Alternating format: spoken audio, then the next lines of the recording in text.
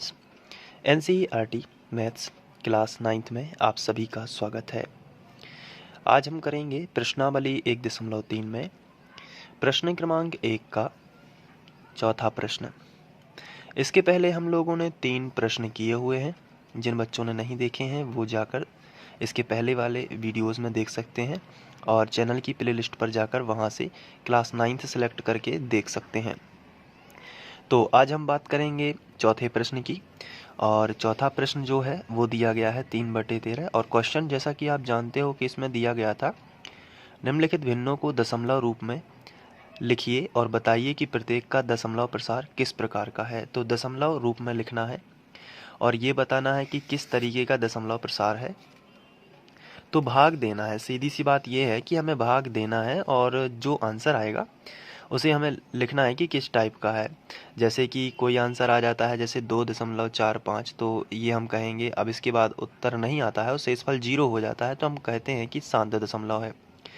और इस तरीके से चलता जाता है, जैसे 5, 3, 2, 4 इस तरीके से अलग अलग अंक, तो हम कहेंगे अशांत दशमलव है। लेकिन अगर इस तरीके से आते हैं उत्तर, जैसे 2.07, फिर 07, फिर 07, तो ये भी अशांति है लेकिन अनावसानी से बोलेंगे, तो अशांत अनावसानी कहलाएगा ये वाला। आप ठीक है, तो इस तरीके से करना है। तो चौथा क्वेश्चन हम लोग करेंगे। तो सबसे पहले क्वेश्चन जो हमें दिया गया उसको लिख लेते हैं। तो चौथा क्वेश्चन है 3/13। तो ये देखिए, ये हमने लिखा। अब इसे भाग देना है, तो भाग देने वाली प्रोसेस मैंने आपको बताई थी कि कैसे करनी है। उसके लिए हम रफ पेपर का यूज़ कर लेते हैं और देखते हैं कैसे भाग देना है। ये 3/13 लिखा है, तो ऊपर वाली संख्या जो है इसको हम यहाँ पे लिखेंगे और जो नीचे वाली संख्या है उसे बाहर लिखेंगे। कहने का मतलब ये है कि जो ऊपर वाली संख्या होती है उसे हम भाग के चिन्ह के बीच में लिखते हैं। अब हम भाग देना स्टार्ट करते हैं। तो 13 जो है, 13 और 3 में 3 छोटा है तो 13 इसमें भाग नहीं जा सकता। तो क्या करेंगे कि हम यहाँ पे एक 0 दशमलव लगा के यहाँ पे 0 बढ़ा सकते हैं।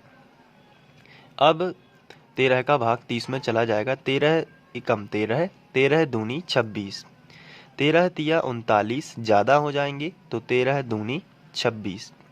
तो हमने यहाँ पे लिखा 13 दूनी 26। तो 30 में से 26 अब हम घटा देंगे तो कितना बचेगा? 4 बचेगा। अब आपको ध्यान से देखना है कि अब 13 जो है, 13 और 40 अब इसमें भाग नहीं जाता क्योंकि 4 छोटा है, तो हम 40 बनाएंगे पहले इसको। तो एक बार दशमलव रख दिया है तो उसके बाद ये 0 फ्री रहते हैं, फिर हम कितने चाहे 0 लगा सकते, एक 0 हम फ्री लगा सकते हैं, सीधी सी बात ये है। अब अगर फिर भी भाग नहीं जाता तो फिर हम इसको कर सकते हैं। तो अब देखिए 13, अब 40 में अब एक 0 लगाने के बाद अब भाग चला जाएगा। 13 दूनी 26, 13 तिया 39, तो 3 बार में चला जाएगा। 13 तिया 39, तो ये चला जाएगा। 13 चौके तो 52 होता है जो कि 40 से ज़्यादा हो जाएगा। तो 13 तिया 39, अब 40 में से 39 घटाएंगे तो 1 बचेगा। अब हम फिर एक 0 बढ़ा सकते हैं क्योंकि ये एक छोटी संख्या है, तो हमने एक 0 बढ़ाया तो फिर भी भाग नहीं जा रहा। तो अब ऐसी स्थिति में क्या है कि जब हमें एक और 0 बढ़ाना पड़े, फिर से समझिए, जब हमें एक 0 और बढ़ाना पड़े तो हम क्या करेंगे कि यहाँ पे वो 0 लगाएंगे। एक 0 तक तो बढ़ा सकते हैं, दशमलव लगने के बाद एक 0 तक तो बढ़ा सकते हैं, लेकिन एक और 0 हमें बढ़ाना, क्योंकि एक 0 बढ़ाने से फिर भी ये छोटी रह गई 13 से, ये 10, तो एक 0 हमने और बढ़ा दिया। तो एक 0 और बढ़ाया तो फिर हमें वो 0 यहाँ पे लिखना पड़ेगा। तो अब तो भाग चला जाएगा। 13 चौके 52, 13 पौने 65, 13 छः 78 और 13 7 91, 13 7 91, 13 अट्ठे 104 हो जाएगा जो कि ज़्यादा होगा। तो 13 7 91, तो ये 100 में से हम 91 अब घटाएंगे, ये सब माइनस है। तो 100 में से 91 चला जाएगा तो कितना बचेगा? तो सीधी सी बात है कि 9 बचेगा। अब फिर 13 से ये 9 छोटा है तो अब हम भाग देंगे, तो यहाँ पे एक 0 बढ़ा सकते हैं, एक 0 तक तो हमें कोई दिक्कत नहीं है, हमने बढ़ा दिया। तो हो गया कितना? 90 हो गया। अब हम भाग देंगे तो 13 चौके 52, 13 पौने 65 और 13 छः 78 और 13 7 91। वो तो ज़्यादा हो जाता है 90 से 13 7 91 जो हमने अभी पढ़ा हुआ था। तो फिर 13 छः 78, तो यहाँ पे हम 6 ले लेंगे, 13 छः और यहाँ पे 78। तो 90 में से 78 चले जाएंगे तो शून्य के मान लेते हैं 10, 10 में से 8 चले जाएंगे तो बचेगा 2 और यहाँ पे उधार दे दी थी तो 8, 8 बचा, 8 में से 7 चले गए तो कितना बचा, 1 बचा। तो कितना टोटल बचा, 12। यानी कि 90 में से 78 चले जाएंगे तो 12 तो बचेगा ही। अब हमें यहाँ पे देखिए ये 12 13 से छोटी है, तो अब क्या करना पड़ेगा, तो फिर भाग नहीं जाता तो फिर हम एक जीरो बढ़ा सकते हैं। तो 120 हो गया, तो 13 अट्ठे 104, 13 ही नम्मा 117, तो 13 ही नम्मा 117, 13 अट्ठे 104 और 13 ही नम्मा 117, तो यहाँ पे हमने लिखा 117। अब 120 में से 117 जाएंगे तो कितना बचेगा, तो सीधी सी बात है 3 बच जाएगा। इसके बाद अब फिर से देखते हैं, अभी भी शेषफल हमारा जीरो नहीं हो रहा है, ना ही हमें कुछ अभी मालूम पड़ रहा है कि संख्याएं अभी और रिपीट होंगी। तो इसके लिए हम क्या करेंगे, अब 13 का फिर से देखते हैं, लेकिन 3 तो छोटी संख्या है, तो अब हम क्या करेंगे कि एक जीरो बढ़ाएंगे। तो एक जीरो हमने बढ़ाया तो फिर कितना, 13 दूनी 26, 13 दूनी कितना हुआ 26। अब 30 में से 26 चले जाएंगे तो कितना बचेगा, 4। अब हम देख रहे हैं थोड़ा थोड़ा कि यहाँ से मैच होने लगा है, 30 26 जैसा दिख रहा है। चलिए फिर से कंटिन्यू रखते हैं अभी हम लोग फिलहाल। तो अभी 4 बचा, तो अभी 13 से तो भाग नहीं जाएगा 4 में, तो हम इसको क्या करेंगे, एक जीरो बढ़ा देंगे। जैसे ही हमने एक जीरो बढ़ाया तो अब हम 13 दूनी 26 करेंगे, 13 तिया 39 और 13 चौके 52, तो 52 तो 40 से ज़्यादा है, तो इसलिए 13 तिया 39, तो यहाँ पे 3 बार गया और यहाँ पे हमने क्या लिखा, 13 तिया 39। अब 40 में से 39 चला गया तो कितना बचेगा, तो 1 बचेगा। तो अब हम एक जीरो बढ़ा देंगे, लेकिन फिर भी ये 10 हुआ और ये 13 से छोटा है ना। तो फिर क्या करेंगे, इसमें हम एक जीरो और बढ़ाएंगे, लेकिन जो जीरो बढ़ाया तो हम यहाँ पे भी क्या करेंगे, एक जीरो और बढ़ा देंगे। तो अब ये देखिए कितना हो गया, 100 हुआ ना। तो अब हम फिर से करेंगे, तो 13 की दुनिया पढ़ेंगे, तो 13 दूनी 26, 13 तिया 39, 13 चौके 52, 13 पौने 65, 13 छः 78, 13 7 91 और 13 अट्ठे 104, जो कि ज़्यादा हो जाएगा 100 से, तो 13 7 91, तो 7 बार चला जाएगा तो कितना आएगा, 91। तो ये देखिए अब 100 में से 91 चले जाएंगे तो कितना बचेगा, फिर से बताइए, 9 बचेगा। तो फिर हो जाएगा 90। अब ये 90 होगा तो फिर 13 छः 78 होगा। तो इसी तरीके से हम कह सकते हैं कि ये जो है संख्या रिपीट हो रही है, 2 3 0 7 6 9, 2 3 0 7 6 9, फिर से आ जाएगा 2 3 0 7 6 9। अब फिर से भाग दोगे तो फिर आएगा 2 3 0 7 6 9, यानी कि ये 2 3 0 7 6 9, ये वाली संख्या आप ध्यान से देखिए, 2 3 0 7 6 9, 2 3 0 7 6 9, फिर 2 3 0 7 6 9, ये बार बार रिपीट हो रही। पहली बार आया, उसके बाद फिर आ गया और उसके बाद ये फिर आ गया। तो हम कहेंगे कि यहाँ पे तो अशांत दशमलव है, हम इसको भाग देते ही जाएंगे, ये भाग कभी भी खत्म नहीं होगा। पहली बात तो ये है। अब हम क्या इसको क्या बोलेंगे, ये शांत तो हो ही नहीं रहा है, यानी कि ये तो बढ़ता ही जा रहा है, तो ये अशांत तो है। लेकिन अब इसमें एक बात और है, वो बात ये है कि एक प्रॉपर संख्या जो है वही रिपीट हो रही है। जैसे कि 2 3 0 7 6 9, फिर 2 3 0 7 6 9, तो प्रॉपर संख्या जो है वो रिपीट हो रही है। तो जब भी कोई प्रॉपर संख्या रिपीट हो तो उसे हम कहेंगे अनावसानी। क्या कहेंगे, अनावसानी। जब भी कोई संख्या रिपीट हो तो उसे हम कहेंगे अनावसानी। और जैसे कोई संख्या रिपीट नहीं हो रही है, बस भाग देते जा रहे हैं और देते जा रहे हैं और शेषफल भी जीरो नहीं आ रहा है, जैसे कि कोई भी, जैसे मान के चलिए आंसर ये आता 2 3 7 4 3 2 1 4 3 2, कुछ भी आता जाता है इस तरीके से, लेकिन कोई भी संख्या रिपीट नहीं हो रही है, तो इस तरीके का जो हमारा आंसर आएगा वो केवल क्या होगा, वो केवल अशांत होगा। लेकिन जो इस तरीके से आंसर आता है जिसमें कोई पर्टिकुलर संख्या जो होती है हमारी वो बार बार वही रिपीट होती है, तो उसे हम क्या कहते हैं? उसे हम बोलते हैं अशांत तो है, लेकिन कौन सा? अनवसानी। कौन सा होता है? अनवसानी। तो हम इसको क्या करेंगे? इसका जो आंसर है उसको लिखेंगे सबसे पहले। तो इसका जो आंसर आया है, पहले हमने देखिए यहाँ पे क्वेश्चन लिख दिया एग्जाम में जैसे लिखना है, उसके बाद हमने इसका आंसर लिखा 0.230769। फिर लिख दिया 230769। फिर लिख दिया 230769।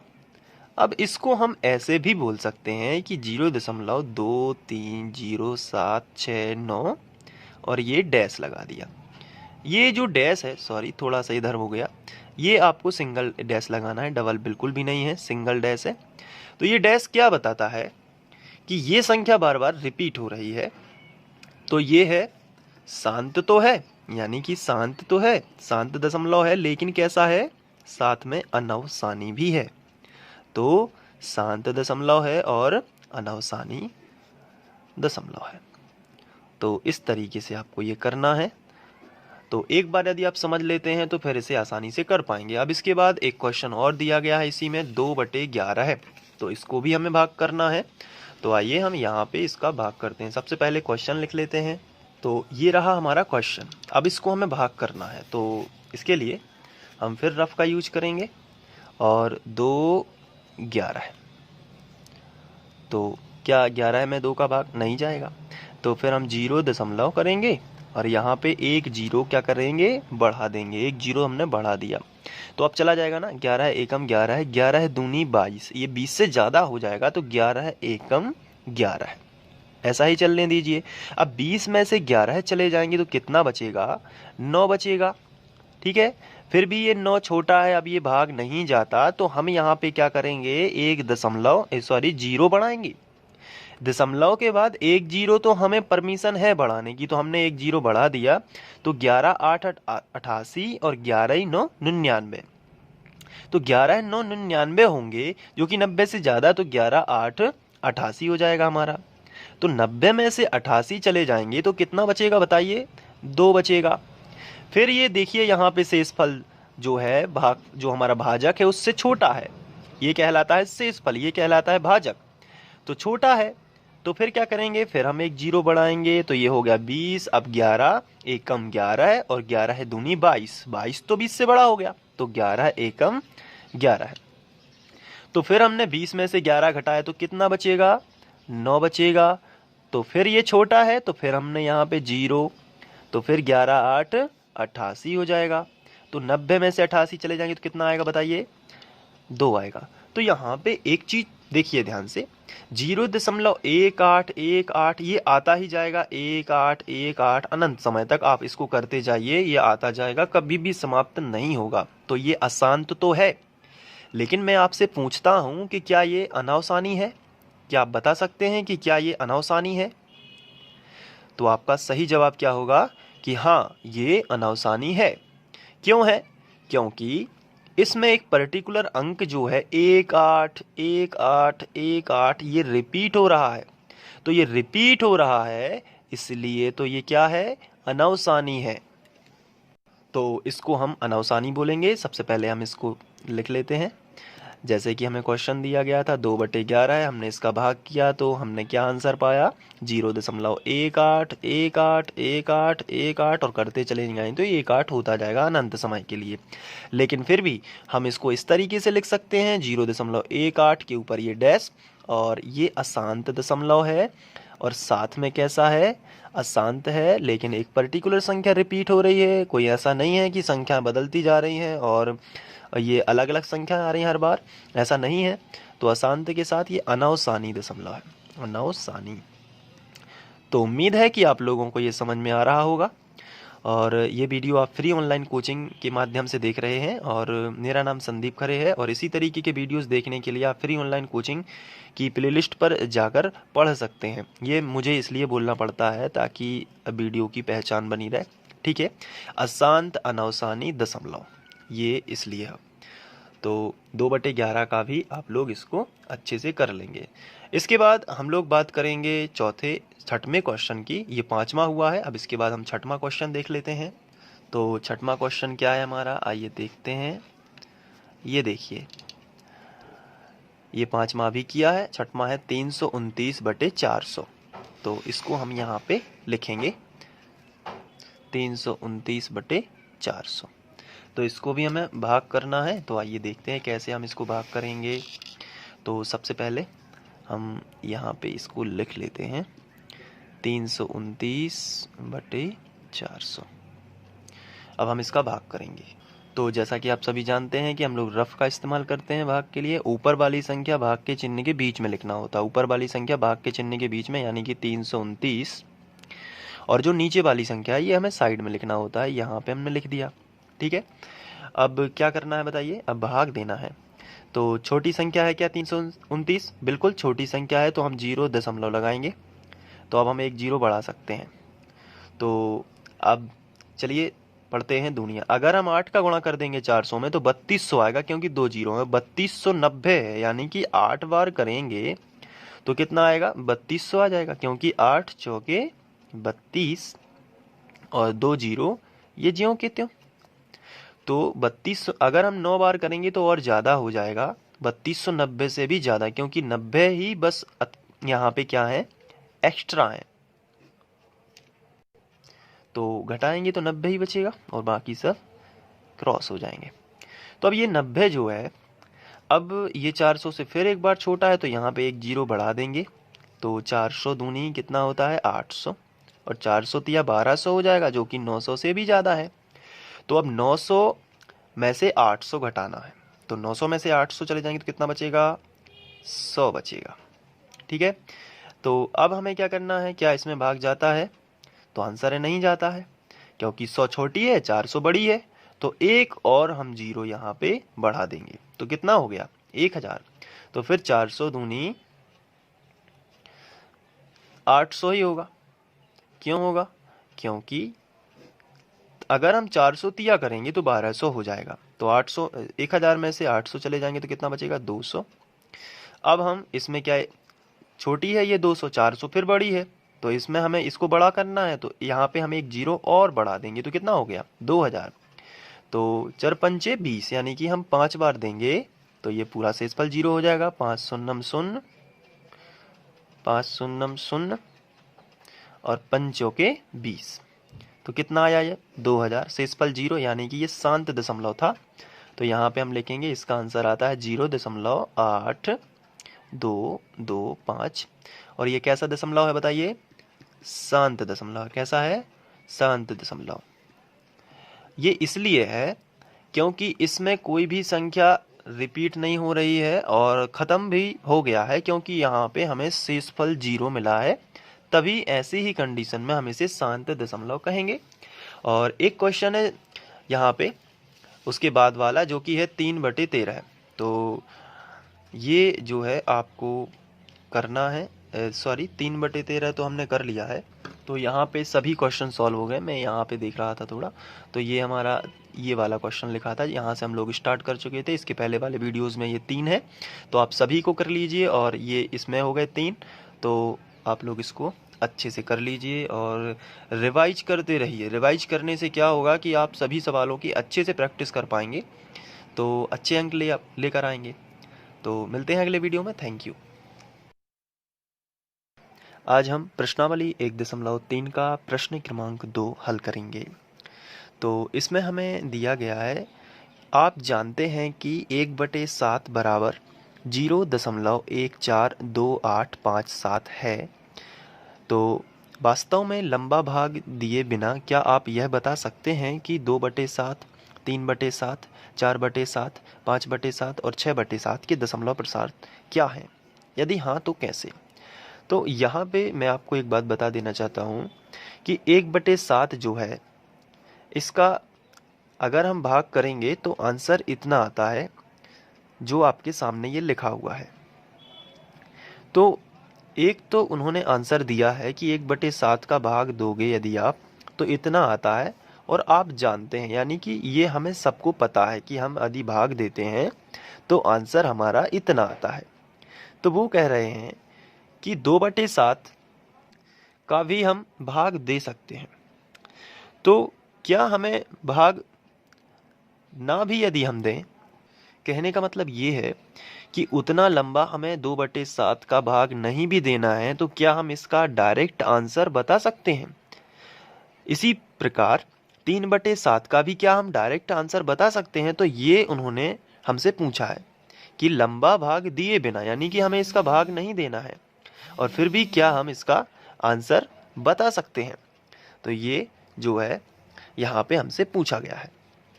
तो बिल्कुल हम इसका आंसर बता सकते हैं। तो सबसे पहले हम इसको देखिए कैसे सॉल्व करेंगे, बड़े ध्यान से देखना है, बड़ा ही सिंपल है। जो हमें दिया गया है उसको हम लिख लेते हैं। तो हमने इस तरीके से लिखा, दिया है, और जो हमें दिया गया है उसको लिख लेते हैं। 1/7 बराबर 0.142857 और यहाँ पे ये डैश लगा हुआ है। तो ये हमें दिया गया है। तो हमें 2/7 का मान निकालना है, 3/7 का, 4/7 का। तो सबसे पहले हम 2/7 का निकालेंगे। तब 2/7 बराबर 2/7 को हम ऐसा लिख सकते हैं कि 2 गुणित 1/7। ऐसा इसलिए क्योंकि 2 है, अगर हम इसका गुणा करेंगे तो 2 एकम 2, वापस से 2/7 ही हो जाएगा। तो 2 को हमने साइड में निकाला और 1/7, ऐसा इसलिए क्यों, ताकि हम 1/7 का ये मान यहाँ पे रख सकें। तो बराबर, अब यहाँ पे देखिए ध्यान से, 2 गुणित 1/7 का जो मान है वो पूरा हम रख देंगे। 1/7 का पूरा मान कितना है? 0.142857। तो 0.142857 ये पूरा मान हमने रख दिया और इस तरीके से डैश लगा दिया। तो अब हमें क्या करना है, इनका 2 का इसमें पूरे में गुणा करना है। तो 2 सत्ते 14, 14 की 4, हासिल आ जाएगी 1। तो हमने हासिल की लिख ली 1। अब 2 पंचे 10 और 1 हासिल की जोड़ी, तो 10 और 1 कितना हो गया? 11। 11 की 1 हासिल फिर आ जाएगी 1, और 2 अट्ठे 16, 16 में 1 और जोड़ दिया तो कितना हुआ? 17, 17 की 7 हासिल आ जाएगी फिर 1। 2 दूनी 4 और 1 कितना हो गया? 5।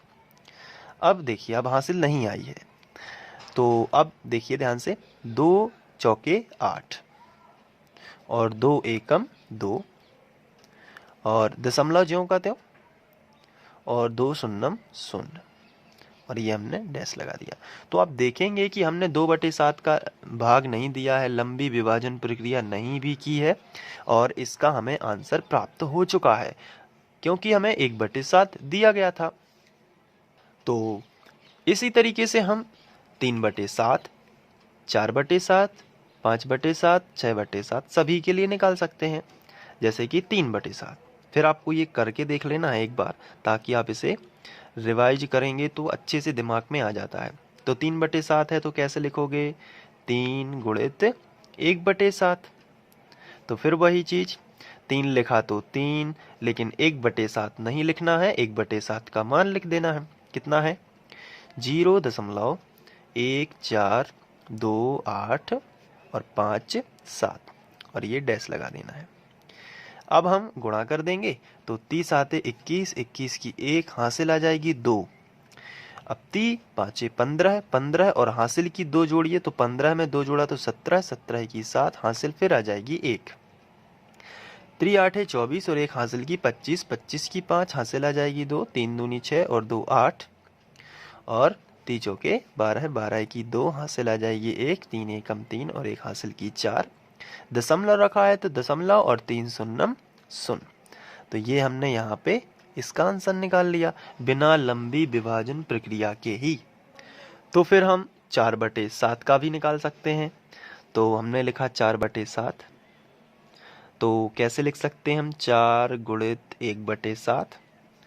तो 4 ज्यों का त्यों यहाँ पे, गुणित 1/7 को हम क्या लिख सकते हैं? 0.142857 पूरा। तो हमने लिख दिया 0.142857 और ये हमने डैश लगा दिया। अब हमें गुणा करना है, तो चर सत्ते 28 इकाई अंक से हमेशा करना है। तो चर सत्ते 28, 28 की 8, हासिल आ जाएगी 2। अब चर पंचे 20 और 2 27, 27 की चर पंचे 20, 20 और 2 22, 22 की 2, हासिल आ जाएगी 2। इसके बाद चर 8 32, 32 और 2 34, 34 की 4, हासिल आ जाएंगी 3। अब हमने फिर आगे देखिए, 4 दूनी 8, 8 और 3 यहाँ पे 11 है, 11 की 1, हासिल आ जाएगी 1। फिर देखिए, चर चौके 16 और 1 17 की 7, हासिल आ जाएगी 1। 4 एकम 4 और 1 5 और 4 शून्यम 0। और इसके बाद हमने यहाँ पे डैश लगा दिया। तो देखिए आप कैसे आसानी से हम बिना लंबी विभाजन प्रक्रिया किए बिना ही इन सभी को हल कर रहे हैं। इसके बाद हम 5/7 का भी देख लेते हैं। तो 5/7 के लिए हम क्या करेंगे, 5/7 हमने यहाँ पे लिखा। अब 5 गुणित 1/7 ऐसा लिख सकते हैं, क्योंकि हम सभी कर रहे हैं ऐसे। तो 5 गुणित 1/7 को हम क्या लिखेंगे, यही तो लिखेंगे, 1 4 2 8 5 7, और हमने यहाँ पे ये कर दिया। अब देखिए, 5 का 7 बार 7 35, 35 की 5, हासिल आ जाएगी 3, 5 25 और 3 28, 28 की 8, हासिल आ जाएगी 2, 8 पंचे 40 और 2 42, 42 की 2, हासिल आ जाएगी 4, और 5 दूनी 10 और 4 14 की 4, हासिल आ जाएगी 1, पंचों के 20 और 1 21 की 1, हासिल आ जाएगी 2, 5 एकम 5 और 2 7 और 0। यहाँ पे क्या करेंगे बताइए, दशमलव और 5 शून्यम 0। तो यहाँ पे इसका आंसर आ जाएगा। इसके बाद हम करेंगे 6/7, जैसा कि हमसे क्वेश्चन में पूछा गया है। तो 6 गुणित 1/7 यानी कि 6 गुणित और 1/7 को क्या लिख सकते हैं, 0.142857 ऐसे लिख सकते हैं ना। चलिए अब 6 का कर दीजिए। तो 6 7 42, 42 की 2, हासिल आ जाएगी 4, 6 पंचे 30, 30 और 4 34, 34 की 4, हासिल आ जाएंगी 3, और 6 8 48, 48 49 50 51, 51 की 1, हासिल आ जाएंगी 5, और 6 दूनी 12 है, 12 है, और 5 17 की 7, हासिल आ जाएगी 1, 6 चौके 24 और 1 25 की 5, हासिल आ जाएंगी 2, 6 एकम 6 और 2 8, 6 शून्यम 0। तो 85 71 42। तो इस तरीके से हम बिना लंबी विभाजन प्रक्रिया के ही निकाल सकते हैं। तो बिल्कुल हम सभी के दशमलव प्रसार हमने निकाले और ये आपके सामने है। तो यही हमारे अभीष्ट उत्तर होंगे।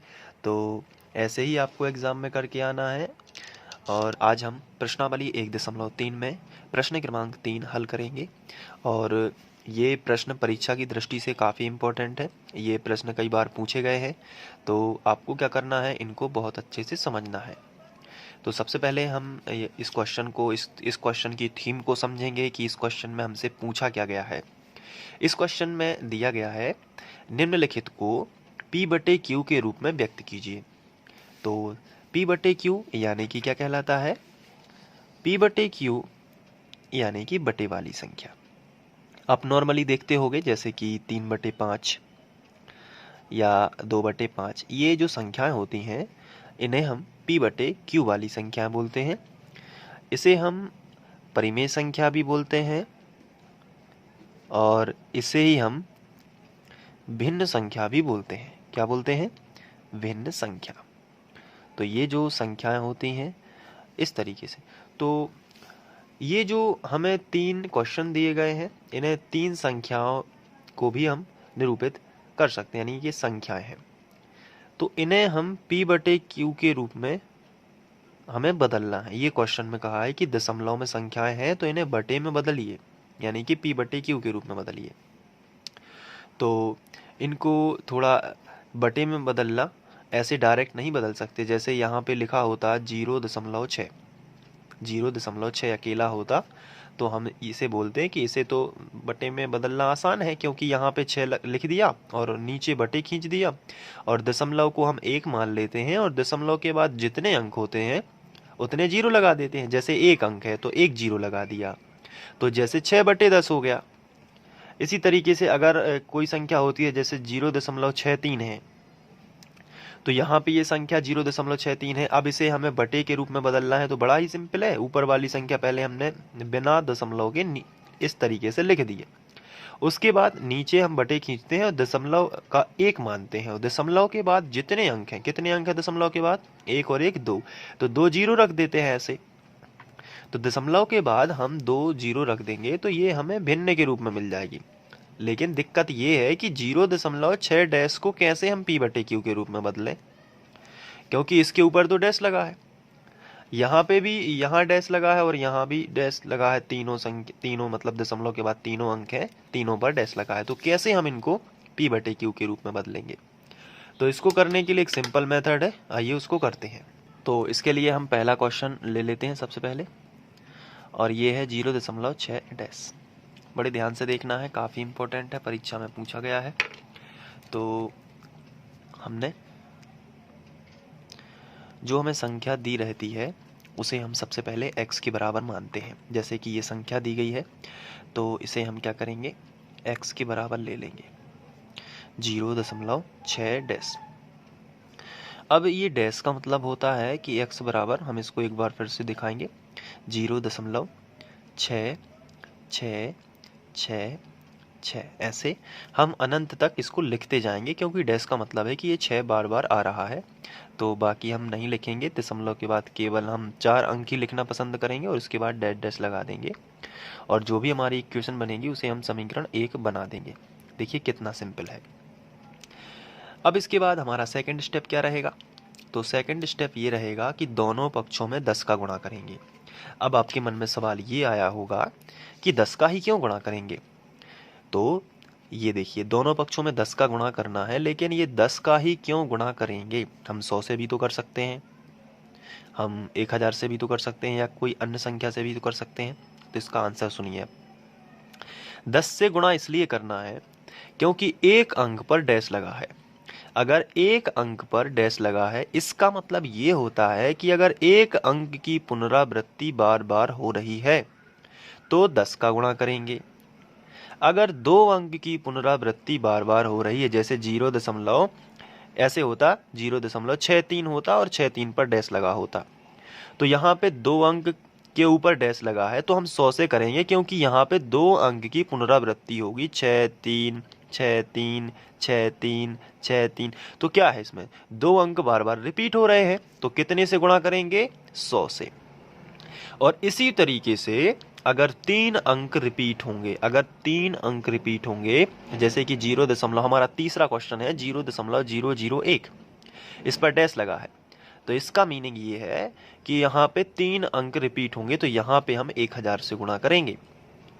तो देखिए यहाँ पे, अब फिर से देखिए, सबसे पहले हमने x बराबर लिखा 0.6 डैश, उसके बाद हमने इस 6 को फैलाया, दशमलव के बाद केवल हम 4 अंक ही लिखना पसंद करते हैं, उसके बाद डैश डैश लगा देते हैं और समीकरण 1 लिख देते हैं। अब इसके बाद क्या करेंगे? इसके बाद एक अंक पर डैश है तो दोनों पक्षों में 10 का गुणा, तो हम यहाँ पे राइट करेंगे, दोनों पक्षों में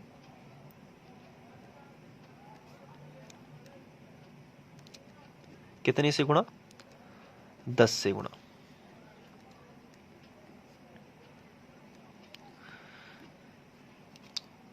तो 10 से गुणा करेंगे तो आइए देखते हैं क्या होगा। यहाँ पर 10 से गुणा करेंगे तो 10x हो जाएगा, 10 का गुणा x में किया तो 10x, और यहाँ पे हम 10 का गुणा करेंगे, तो अगर हम 10 का गुणा करेंगे तो ये दशमलव 1 अंक खिसकेगा। अगर हम 100 से गुणा करेंगे तो ये दशमलव यहीं से 2 अंक इस तरफ खिसकेगा, यानी कि राइट हैंड तरफ, इस तरफ। ठीक है, ध्यान रखिए ये, तो आपको इसमें कंफ्यूजन नहीं होगी। और अगर 1000 से गुणा करेंगे तो यही दशमलव 3 अंक छोड़कर यहाँ लग जाएगा। तो अब आपको बताना है कि दोनों पक्षों में जब हम 10 का गुणा करेंगे तो ये दशमलव कितने अंक खिसकेगा? चलिए बताइए, 1 अंक खिसकेगा ना, तो कितना आएगा? 6.6, यहाँ आ गया है दशमलव, देखिए यहाँ से खिसक के दशमलव कहाँ आया है? यहाँ पे। तो अब कितने अंक बचे? 1 2 3, तो 1 2 3, लेकिन हम दशमलव के बाद 4 लिखना पसंद करते हैं, तो यहाँ पर हम जितने चाहे भी 6 बढ़ा सकते हैं, तो हमने 1 और बढ़ा लिया। तो हो गए ना 6.6666। अब हम डैश डैश लगाएंगे, यहाँ पर बहुत सारे 6 हैं और इसे हम समीकरण 2 बना देंगे। इतना तो आपको समझ में आ गया होगा। सबसे पहले क्या किया, जो संख्या दी है उसे हमने x के बराबर लिखा। उसके बाद हमने क्या किया, इस 6 को इस पर डैश लगाया, तो इसे हम चाहे जितने बार भी फैला सकते हैं। तो हमने कितने बार फैलाया, इसे 4 बार फैला दिया और बाकी हमने क्या कर दिया, डैश लगा दिया। अब हमने दोनों पक्षों में 10 का गुणा किया, क्योंकि एक अंक पर डैश लगा है, यानी कि एक अंक ही डबल हो रहा है, यानी एक अंक ही रिपीट हो रहा है। तो एक अंक पर डैश लगा है तो 10 से गुणा, 2 अंक पर डैश लगा है तो 100 से गुणा, और 3 अंक पर डैश लगा है तो 1000 से गुणा। तो एक अंक पर डैश लगा था, इसलिए हमने दोनों पक्षों में 10 से गुणा कर दिया। तो यहाँ किया, इस पक्ष में भी होगा 10 से गुणा और इस पक्ष में भी होगा 10 से गुणा। यहाँ किया तो 10x हो गया, यहाँ किया तो एक अंक खिसक गया, तो एक अंक खिसक गया तो यहाँ दशमलव के बाद केवल 3 6 बचे। तो दशमलव के बाद केवल 3 6 है, तो हमें इनको क्या करना है, 4। तो हमें एक और बढ़ा सकते हैं, क्योंकि यहाँ पर तो अनंत 6 है, तो हमने एक और बढ़ाया और इस तरीके से 3। तो दशमलव के बाद यहाँ भी 4 अंक है, दशमलव के बाद यहाँ भी 4 अंक है। अब ये है समीकरण 1 और ये है समीकरण 2। अब यहाँ पे एक छोटी सी बात ये करनी होती है कि समीकरण 2 में से समीकरण 1 को घटाना होता है। तो हम यहाँ पे लिखेंगे कि समीकरण 2 माइनस 1 से, तो समीकरण 2 में से 1 घटाएंगे तो 10x में से 1x चला जाएगा, तो कितना बचेगा, सीधा सा 9x बचेगा। तो यहाँ पे हम डायरेक्ट लिख सकते हैं 9x। देखिए कैसे घटाएंगे, ये जो इस तरफ वाला जो पक्ष है LHS वाला, इसमें से ये घटाएंगे और इसमें से ये घटाएंगे। तो 10x में से 1x चला जाएगा तो 9x, और ये इसको घटाना है, तो इसको थोड़ा आपको ध्यान से देखना है कि कैसे घटाते हैं। सबसे पहले हमने इसको लिखा, क्योंकि इसमें से इसको घटाना है, तो पहले हमें ये लिखना है। ये क्या है, 6.6666। घटाना क्या है, 0.6666। तो 0.6666, इसलिए मैंने दशमलव के बाद समान अंक लिए थे। अब आप समझ गए होंगे, ताकि घटाने में आसानी हो। तो अब क्या करना है, माइनस 6 में से 6 घटाएंगे तो 0, 6 में से 6 घटाएंगे तो 0, 6 में से 6 घटाएंगे तो 0, 6 में से 6 घटाएंगे तो 0, और 6 में से 0 गया तो 6। तो 6.00, यानी कि इसे हम 6 ही लिख सकते हैं, ये वाला। तो हमने लिखा 6, तो घटाने से हमें मिला 6। अब हम x बराबर 6/9 लिख सकते हैं। अब ये 3 से कैंसिल है दोनों, तो ऊपर का 3 दूनी 6 और नीचे का 3 का 9। तो x बराबर कितना आएगा, 2/3। ये हमने भिन्न के रूप में, इसे हम p/q भी लिख सकते हैं, p/q के रूप में हमने निरूपित किया। तो अभीष्ट भिन्न क्या होगी हमारी, तो हम यहाँ पे लिख सकते हैं कि अभीष्ट भिन्न हमारी होगी, और वो होगी 2/3। तो यहाँ पे 0.6 को हम 2/3 लिख सकते हैं। जब हम 2/3 का भाग देंगे तो हमारा आंसर 0.6 ही आएगा। आप करके देख सकते हैं, 6 रिपीट होगा। तो उम्मीद है कि आप लोगों को ये समझ में आ गया होगा। अगर आप, आज हम प्रश्नावली 1.3 में ही प्रश्न क्रमांक 3 का दूसरा प्रश्न करेंगे। तो जैसे कि आप जानते हैं कि प्रश्न क्रमांक 3 में हमें कहा गया है कि निम्नलिखित को p/q के रूप में व्यक्त कीजिए। तो पहला क्वेश्चन हम लोग कर चुके हैं, इसे हम p/q के रूप में व्यक्त कर चुके हैं। अब हम दूसरा क्वेश्चन करेंगे और देखते हैं कि इस क्वेश्चन को कैसे सॉल्व करना है और p/q के रूप में हम व्यक्त करेंगे। तो हम दूसरा क्वेश्चन लेते हैं, 0.47 के ऊपर डैश। तो यहाँ पे ध्यान रखना है कि जो डैश लगा हुआ है वो केवल 7 पर ही है, 4 पर नहीं है। तो सबसे पहले हम जो संख्या दी गई है उसको हम x के बराबर मानते हैं। तो पहले क्वेश्चन में भी हमने ऐसा ही किया है। तो जो संख्या है उसे हम x के बराबर ले लेंगे, तो x बराबर होगा 0.47 डैश। ये हमने सबसे पहले x के बराबर माना। अब इसको हम और फैला के लिखेंगे, तब हम समीकरण 1 बनाते हैं। तो इसको फैला के कैसे लिखेंगे कि 0. फिर हम लिखेंगे 4 और 7 पर डैश है, इसका मतलब यहाँ पे अनंत 7 है, यानी 7 को हम जितना भी चाहे लिख सकते हैं। तो 7 को फैला सकते हैं, तो 7 7 7 अंक की पुनरावृत्ति हो रही है यहाँ पे। तो दशमलव के बाद केवल हम 4 अंक लिखना पसंद करते हैं, तो दशमलव ये है, दशमलव के बाद ये 4 अंक हो जाएंगे। तो इसे हम अब समीकरण 1 बना सकते हैं। इसको डैश डैश बना दीजिए और फिर इसको समीकरण 1 बना सकते हैं। इसी तरीके से अब यहाँ पे ये जैसे ही समीकरण 1 बनता है तो दोनों पक्षों में हम अब 10 का गुणा करेंगे। तो 10 का गुणा क्यों करना है, 100 का क्यों नहीं करना है, 1000 का क्यों नहीं करना है? तो 10 का गुणा इसलिए करना है क्योंकि यहाँ पे जो है 1 अंक की पुनरावृत्ति है। यदि 1 अंक पर डैश लगा है तो 10 से गुणा, अगर 2 अंक पर डैश लगा होता तो 100 से गुणा करते, और अगर 3 अंक पर डैश लगा होता, जैसे कि आप यहाँ पे देख पा रहे हैं, यहाँ पे 3 अंक पर डैश लगा है, तो यहाँ पर हम 1000 से गुणा करेंगे। तो यहाँ केवल हम कितने से गुणा करेंगे बताइए? यहाँ हम केवल 10 से गुणा करेंगे। तो दोनों पक्षों में 10 का गुणा करने पर, तो हम यहाँ पे लिखते हैं दोनों पक्षों में 10 का गुणा करने पर।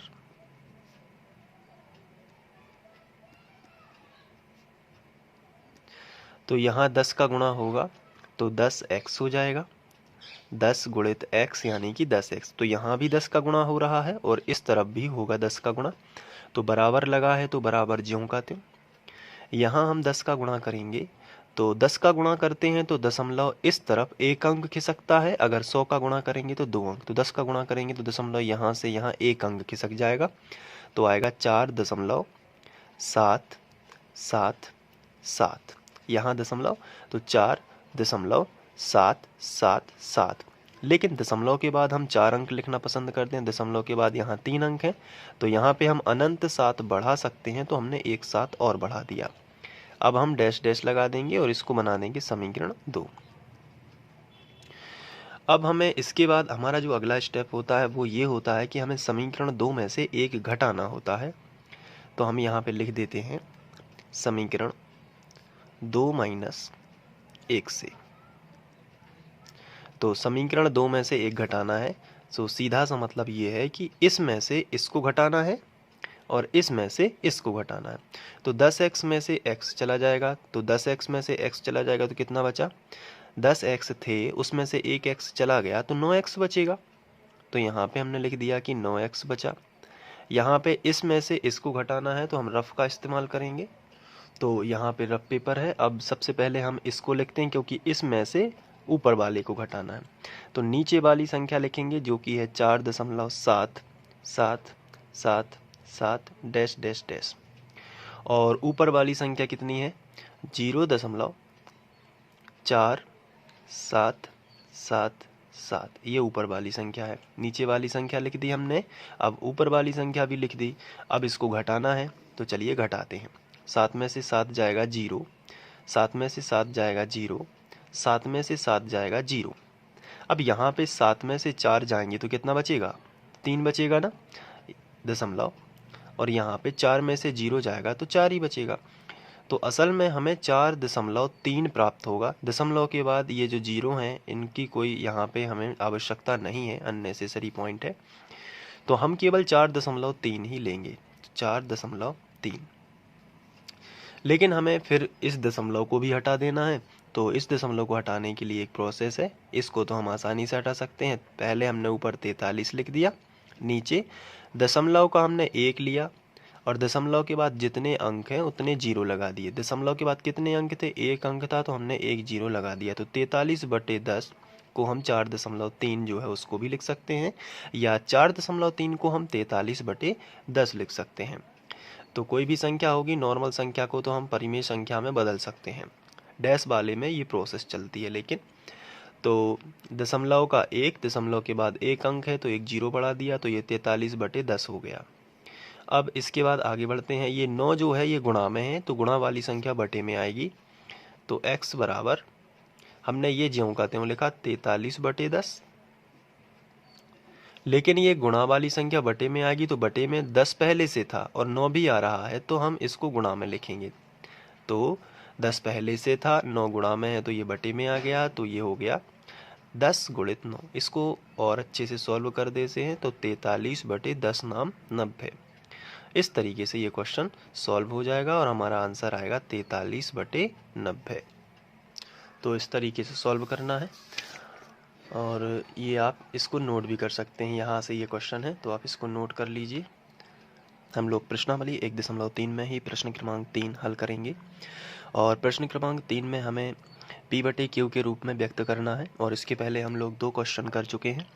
एक तो है 0.6 डैश और दूसरा 0.47 डैश। ये दोनों क्वेश्चन हम लोग कर चुके हैं। तो अब हमें करना है तीसरा क्वेश्चन जो कि है 0.001 डैश। तो यहाँ पे इस क्वेश्चन को सॉल्व करना है। तो सबसे पहले क्या करना है, इसी क्वेश्चन को लिख लेना है। 0.001 और इस पर डैश लगा दिया। इसको हमने लिख लिया। अब इसको सॉल्व करेंगे तो सबसे पहले क्या करना है कि इसे हम x के बराबर मान लेंगे। तो x बराबर 0.001 और इसके ऊपर ये डैश लगा है। अब इसको हम फैला के लिखेंगे नेक्स्ट स्टेप में। तो 0.001 और इस पर डैश लगा है, इसका मतलब 001 बार बार आ रहा है तो 001 हमने एक बार और लिख दिया। और आप चाहें तो 001 001 001 लिखते ही जाएंगे, लेकिन ऐसा नहीं करना है। दशमलव के बाद हम लोग वैसे तो 4 अंक लिखना पसंद करते हैं, लेकिन यहाँ पे तो 001 यानी कि 3 अंक पर डैश था तो हमें कम से कम 2 बार तो लिखना होगा, इसलिए ये इस बार 6 अंक हो जाएंगे। लेकिन उसके बाद फिर 001 001 नहीं लिखते जाना है, फिर हमें डैश डैश लगा देना है और इसको हम समीकरण 1 बना देंगे। ऐसे आपको करना है और ये समीकरण 1 जैसे ही बनता है तो अब समीकरण 1 के दोनों पक्षों में हमें गुणा करना होता है। तो आप बताएंगे कि किससे गुणा करेंगे, क्या आप बता सकते हैं? दोनों पक्षों में कितने से गुणा करेंगे? 3 अंक पर डैश लगा है तो 1000 से करेंगे, क्योंकि 1000 में 3 शून्य होते हैं। तो 3 अंक पर डैश लगा है तो 1000 से, 2 अंक पर डैश लगा है तो 100 से। तो दोनों पक्षों में 1000 से गुणा करने पर, तो यहाँ भी गुणा करेंगे, यहाँ भी गुणा करेंगे।